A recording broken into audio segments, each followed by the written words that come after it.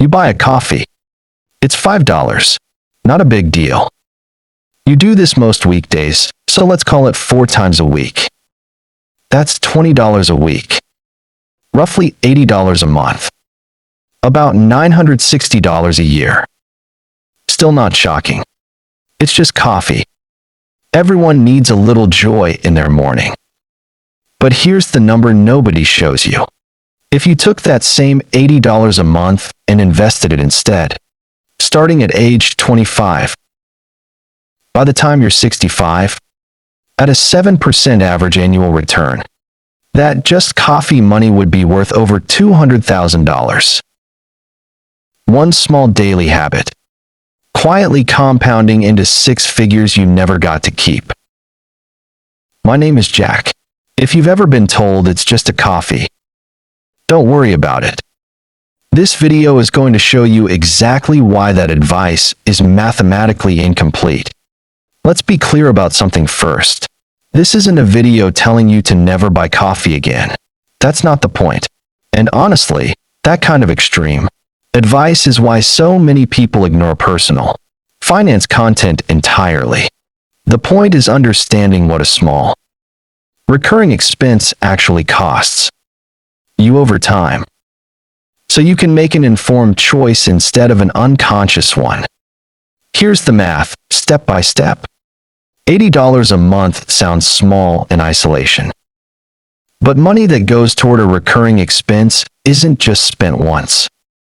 It's spent every single month, for as long as the habit continues. And every dollar spent is a dollar that never gets the chance to compound. If you invest $80 a month for 40 years at a 7% average annual return, which is roughly the long-term historical average for a diversified stock market portfolio, you end up with approximately $213,000. Not because $80 a month is inherently a huge amount of money, but because compound growth rewards time more than almost anything else in personal finance. The money you invest at 25 has 40 years to grow.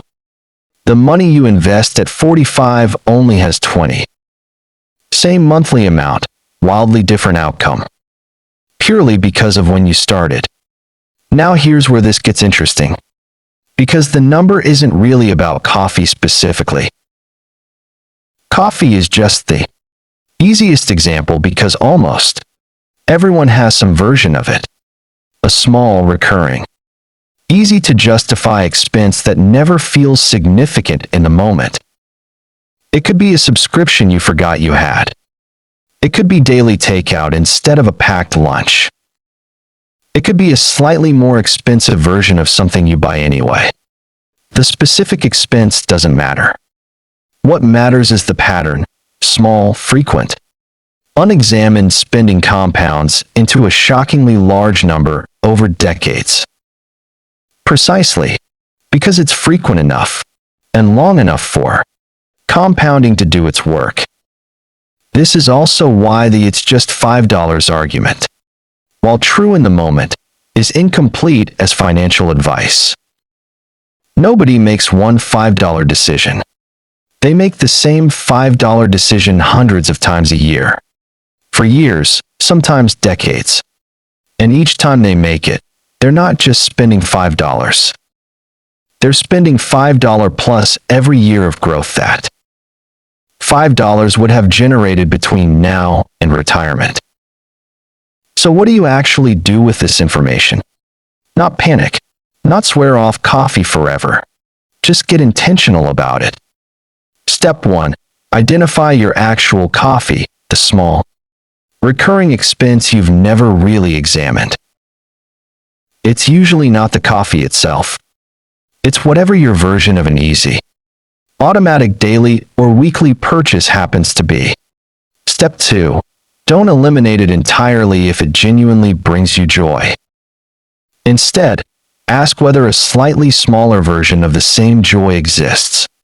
Maybe it's 3 coffees a week instead of 5. Maybe it's making it at home 2 days out of 5. You don't need 0. You need slightly less, redirected. Step 3. Automatically invest the redirected amount, even if it's small. The habit of automatically investing $30 or $40 a month matters more than the specific dollar amount, because consistency is what actually captures the compounding effect. Step 4. Stop treating this as a moral issue. This isn't about being disciplined or virtuous. It's about understanding that time is the most valuable ingredient in wealth building. And every year you delay redirecting even a small amount is a year of compounding you can never get back. The $1 coffee doesn't actually cost you $100,000. 40 years of an unexamined habit does. And once you see the math clearly, the choice isn't about deprivation.